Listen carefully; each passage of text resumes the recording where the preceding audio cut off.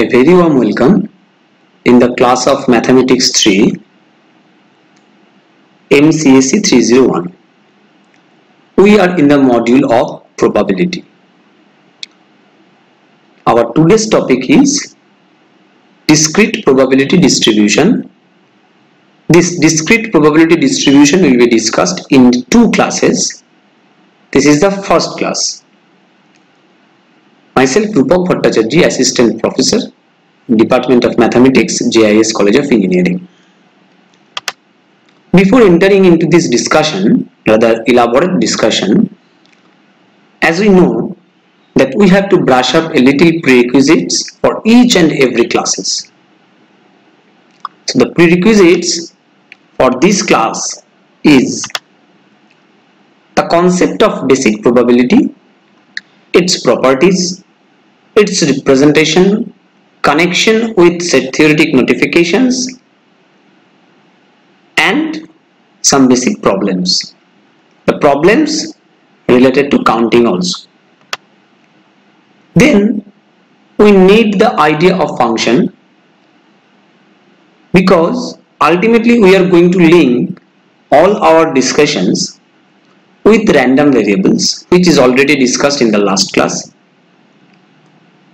So as we know that the random variable is nothing but a function from sample space to real numbers. So all the associated properties of function is required here, and obviously if there are some restrictions or constraints, that has to be mentioned, identified and maintained. Next, we need obviously the idea of random variable, and I will just request all the listeners to go through the concepts of random variables from the previous class, as well as you must practice some problems based on random variables. You have to be confident that that experiment is going to generate the random variables according to the question, and then only this class will be easier for you to link or synchronize. So we are now starting the discrete random variables. Already in the last class we have mentioned the types of random variables, and there we got two types of random variables. One is discrete type and the one is continuous type. And when it is discrete, it is also mentioned that when the values assigned to this random variable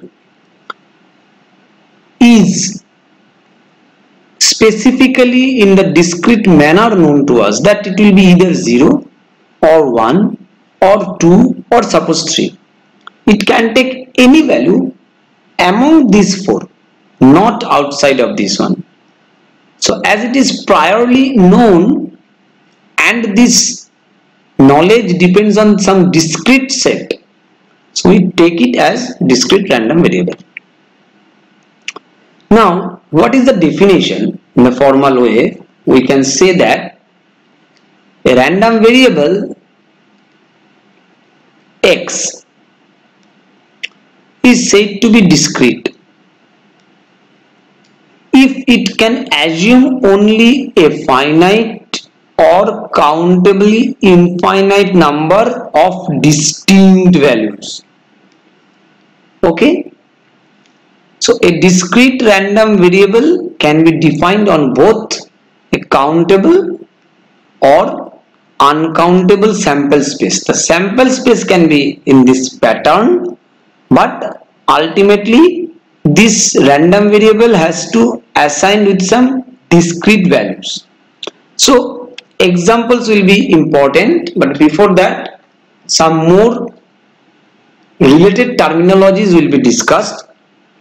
First, second one of them in 1.2 is that the probability for a discrete random variable. What we are trying to say about this, the probability that x takes on the values small x, that is the probability is the notation, probability of x is equal to small x, is defined as the sum of the probabilities of all sample points in the sample space that are assigned the values x. That means if you have sample space this one, and if you have this one and this one and this one are assigned with the value x for the random variable capital X, then this probability P of x equal to x is nothing but the probabilities of all sample points which are assigned to the value x. That means the probability of this one, and of this one. Clear? So we can denote it by this pattern or by this pattern or by this pattern. It depends on you and the textbook what you are following. And the expression this Pxx is a function that assigns probabilities to each possible value x. That is why it is often called the probability function for the random variable x. So the random variable is x here, and Pxx is nothing but the probability function of capital X, that means of random variable x, in this structure. Clear? Now the probability distribution for a discrete random variable. So what we have started with discrete random variable, then we have discussed that what is the probability of that discrete random variable, and now we are talking about the probability distribution for that discrete random variable. So the probability distribution for a discrete random variable capital X, it can be represented by a formula or by a table. We will represent it obviously after this slide, or a graph which provides this Pxx for all x. That means in that particular representation we will get the probability of this random variable x for all x. That means if x equal to, suppose it can take the value 0, 1, 2 and 3. So when small x equal to 0 it will be represented, when small x equal to 1 it will be represented. In this manner all possible cases will be represented by that function or a formula or by a table or by a graph. That is called this distribution. So the probability distribution for this discrete random variable assigns non-zero probabilities to only a countable number of distinct x values. Clear? Any value x not explicitly assigned, please try to remark this one, it is not explicitly assigned, a positive probability is understood to be such that this value will be 0. That means the chance of occurrence is not there. So it will be more clear when we will proceed for the next presentation. So look at this. What are the properties of the probability distribution for this discrete random variable? So function can serve as the probability distribution for a discrete random variable x if and only if, that means it is necessary as well as sufficient, that it is s values where Pxx satisfies the conditions Pxx will be greater than equal to 0 because it is nothing but the probability, and summation of this one will be 1 because we know that all possible events probability after summing them up we must be restricted with 1. So it is defined as that where summation is actually extended over all the values within its domain.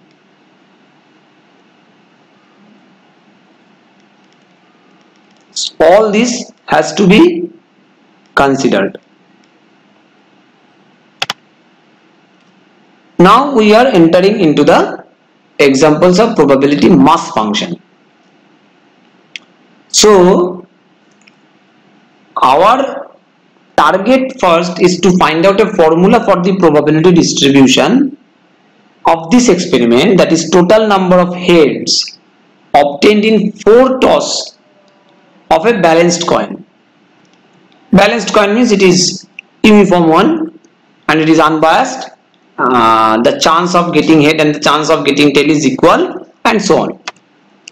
So the sample space, probabilities and the values of the random variable are given in table 1. We are going to show it.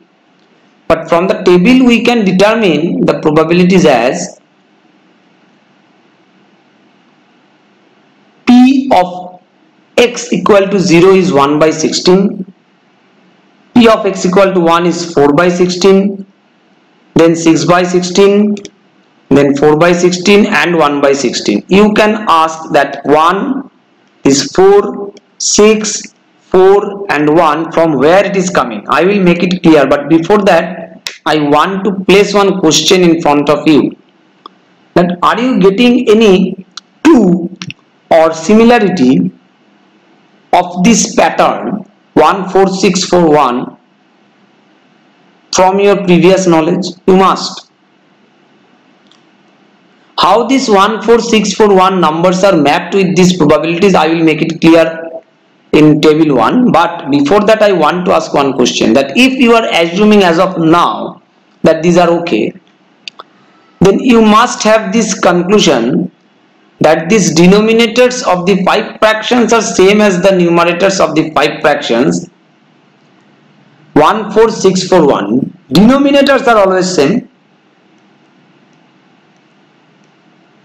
but this 14641 are nothing but the binomial coefficients. A plus B whole to the power 0, A plus B whole to the power 1, A plus B whole square. In this pattern if you proceed, then it is 1, 1, 1, 1, 2, 1, 1, 3, 3, 1, 1, 4, 6, 4, 1. These are the structure, and look at this 1, 4, 6, 4, 1 is coming. That is why this 1 by 16 can be written as, this is very important, 4C0 1 by 16. This one can be written as this. This one can be written as this. Means this 4 is structured by this one, 6 is structured by this one, then again 4 is structured by this one. We know that NCR is equal to NCN minus R. So in this way we can claim this 4 in both the patterns, and similarly this one in both the patterns. Now these are for your previous classes or previous sections observation. It will be important. Now what we are actually emphasizing on is this table. Look at this. So tossing a coin 4 times, what we can get, all are heads. First 3 are head, then the next one is tail, then head, head, tail, head, then head, tail, head, head. In this manner we will reach to tail, tail, tail, tail. What is our requirement? Our requirement is to find out the probability of the function of the number of heads from tossing a coin 4 times. So it is 4 times, that is why all entries are with 4 letters. Look at the last one, tail, tail, tail, tail. All these 16 cases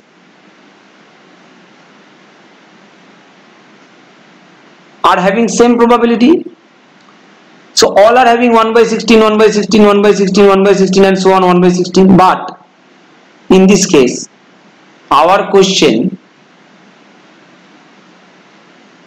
that getting number of heads, what is the number of head we are getting in the last case? 0. So our random variable assigns 0 here. Our random variable assigns the value 4 here. But though the element of the sample space are different, our requirement of getting number of heads 3 times are mapped. So how many times we are getting number of heads as 3? 4 times. How many times we are getting number of heads as 2? 6 times. How many times we are getting number of heads? 1? 4 times. How many we are getting number of heads? 4 times. 1 time. No head, 1 time. So in this distribution 1 4 6 4 1 is coming. What we have already discussed in this part, that probability of getting no head is 1. Probability of getting all heads are 1. Probability of getting head 1 time 4, 3 times 4, 2 times 6. I think now it is clear that how these previous values are coming. But we have not reached to our final target, that the generation of the mass function. Now we can say that, or rather we can mention that the probability mass function will be as, in this case,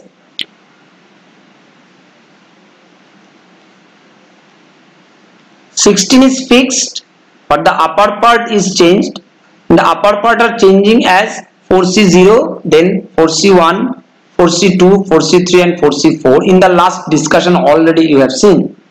So we can make this table as the distribution, or we can make this particular representation as a formula or the expression of the function, such that it will denote, or it will give us the all informations what we are getting after performing that random experiment with that specific question associated with the random variable, that the number of heads we are getting after tossing a coin 4 times. So tossing a coin 4 times is our random experiment. The question that the number of heads we are getting after this random experiment is the random variable. This random variable is assigned with the values with 0, 1, 2, 3 and 4. The probability of getting the value of random variable 0 is 1 by 16. The probability of the random variable having the value 1 is 4 by 16. For 2 is 6 by 16. For 3 is 4 by 16. And for 4 is again 1 by 16. And all these detailed extractions are available by a single line, some simpler form of a function, which is nothing but 4cx by 16 for the values of x 0, 1, 2, 3, 4. And this is the probability mass function for this discrete random variable. Clear? So we can see that the probabilities all are positive and their sum is to be 1, and it has to be. Clear? So if you just simply sum them, you will get 1 plus 4 plus 6 plus 4 plus 1.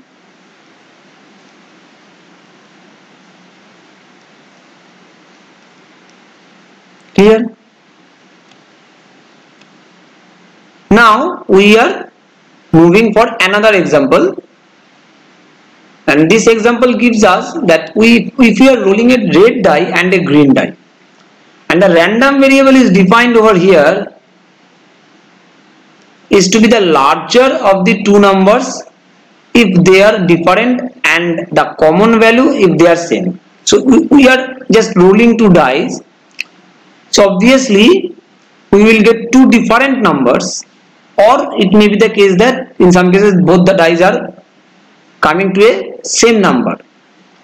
So there are 36 points in the sample space: 1 1, 1 2, 1 3, 1 4, 1 5, 1 6. In the similar manner, 2 1, 2 2, 2 3, 2 4, 2 5, 2 6 and so on. So in the next table we are going to show the outcomes are listed, along with the values of the random variable. Random variable is what? It is mentioned in the question is the larger of the two numbers, and if they are same, if they are different, and if they are same then the common value. So the table 2 will be showing you that the probability that x equal to 1, it will be only coming when both the dice will be giving you 1 and 1. Otherwise, if 1 and 2, 1 and 3, 2 and 1, 3 and 1, these types of outcomes are coming, then obviously we have to take the larger one. So in only one case we can take 1, the random variable can take the value 1 if both the dice are going to give you the output as 1 and 1. So that is why it is written here, this is going to happen for this case and it will going to happen for only one case of all possible 36 outcomes. So it will be 1 by 36. But think about it, when the value, the random variable will take x equal to 2, in what are the cases? So if 1, 2, it will take the value. If 2, 1, it will also take the value. If 2, 2, then also it will take the value. Clear? Because it is common, but in the common cases we have to take the common value, that is 2. So what is the thing we are getting as 3 by 36? In this manner, if you calculate, what is the probability of the random variable will take the value 1 by 36. For 2, 3 by 36. For 3 it is 5 by 36. For 4 it will be 7 by 36. For 5 it is 9 by 36. And for 6 it will be 11 by 36. Okay.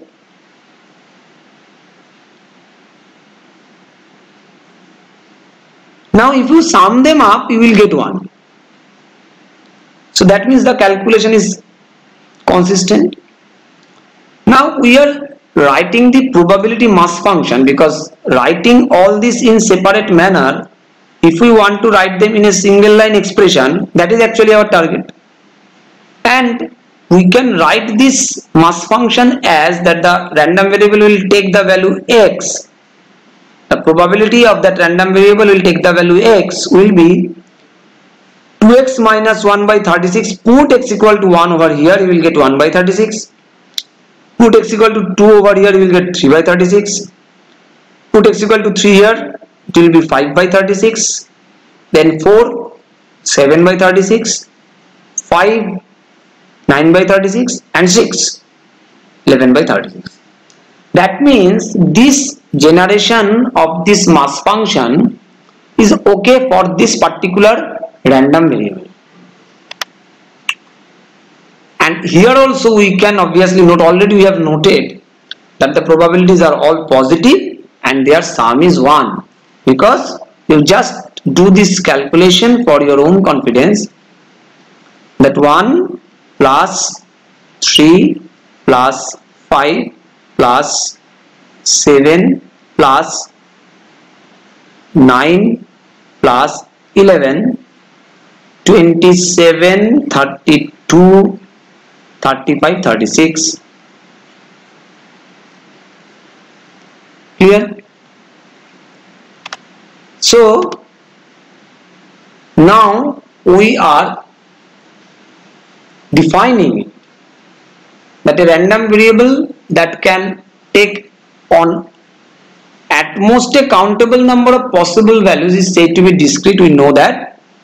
For a discrete random variable x, we define the probability mass function PA. Already we have generated, we have understood, but now we are actually just defining x as this structure, that small p of A is equal to probability of the random variable x will take the value A. So the probability mass function PA is positive for at most a countable number of values of A, which means that x must assume one of the values x1, x2, then all of them will be greater than equal to 0 for I equal to 1, 2, 3 and so on. And other values for this, the probability will be 0, so that it will not create any impact on the summation, but it will also maintain the theory that it has to be positive or greater than equal to 0. Clear? Now, as x must take on one of the values of x, we must have, already it is also verified for the last two examples, but now we are actually summarizing this, that running from 1 to infinity, all these corresponding values of this mass function for all i's, it will be 1 summation. So we are just going to show you some graphical representation that often some instructive to present the probability mass function in a graphical format. So suppose in instance, if we are taking some probability mass function as this, we have to check that whether all of them are greater than equal to 0 or not, and their summation will be equal to 1 or not, and we get all these are okay for this example. So this representation, this graphical representation will be this, that for the value of 0 the probability is 1 by 4, for the value of 1 the probability is 1 by 2, and for the value of 2 again the mass function is giving you the value is 1 by 4. Now if you sum them up, you will get 1. So this is a graphical representation where this is the value of x and this is the value, this is the axis of px. Clear? Now we can show you one more thing. Look at this. You can identify that what graphical representation we are showing here is associated or linked with which random variable, because already we have discussed it, and if you want you can just identify this one, but I am going to give you the clue, but before that please try to identify one thing, that all are greater than 0, and if you take the summation of them you will get 1. So these are the two required conditions to become probability mass function. So this is actually the mass function of the random variable representing the sum of two dices are rolled. So when you are rolling two dices,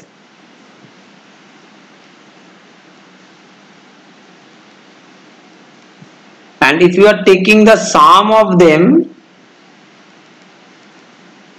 then the probability distribution will be like this. Clear? So obviously it is very much clear that you will never get 0, you will never get 1, so the probability associated with them are 0, so there is no graph. But you can get 2 when you are getting 1 and 1, you can get 3, you can get 4, and you can get 6 and 6, so it will be 12. So in all possible cases 1 and 1 will be coming for only one time, so the probability associated with this is 1 by 36. And similarly for 6 and 6, in all possible 36 cases you will get only one time, so the probability associated with this summation of 12 is also 1 by 36. So if you just look at the graph very cautiously, and if you are thinking about the experiment, or if you are doing the experiment to be specific, then this thing will be very much clear and you will be confident in following the next cases. So the probability mass function of the random variable x is given by pi c lambda to the power I by I factorial, if it is given. Now what we are doing, we are finding out the probability mass functions. Now it is given. Our job is to find out the probability of x equal to 0 and the probability of x greater than 2. So as we get this one, pi is 1, we have this summation has to be 1, because it is given it is a mass function, so it has to be 1. So what we get, because xi by I factorial implies it is e to the power lambda, this is the requirement of your previous class, that e to the power x is equal to 1 plus x plus x by factorial 2, x square by factorial 2 by x cube by factorial 3 and so on. From this information you can write that it is e to the power x, so we can write it as c into e to the power lambda equal to 1. So what will be c? C will be e to the power minus lambda, so c will be e to the power minus lambda. Clear? So we get for the first requirement that px equal to 0 will be e to the power minus lambda, because already we have calculated the expression of c, lambda to the power 0 by 0 factorial, 0 factorial is 1, lambda to the power 0 is 1, so we get the first answer as e to the power minus lambda. Clear? And next one is very important, px is greater than 2, it means total probability is 1, and if we want to find out x is greater than 2, that means we have to subtract x is less than equal to 2, because think about it, if it is 2 suppose, so this is actually greater than 2, so this part starting from 0 obviously is x less than equal to 2, it is less than part and 2 is also included because we need x greater than 2. This idea we are actually using here, that 1 minus p x less than equal to 2, so 1 minus p x 0 and x1 because it is a discrete distribution. Please try to understand why we are taking it, because it is a discrete distribution. All these three are considered, because here 0 we have to take, 1 we have to take and 2 we have to take. And as probability mass function is already calculated by us, just putting the values over there we get this one. This is our desired result for px greater than 2. So in the conclusion I want to mention that these are the references I have used to generate this particular lecture, and these are the assignments for you to solve the problems associated with this, because we are in the part of discrete distribution. So I thank you all. Happy listening, happy learning.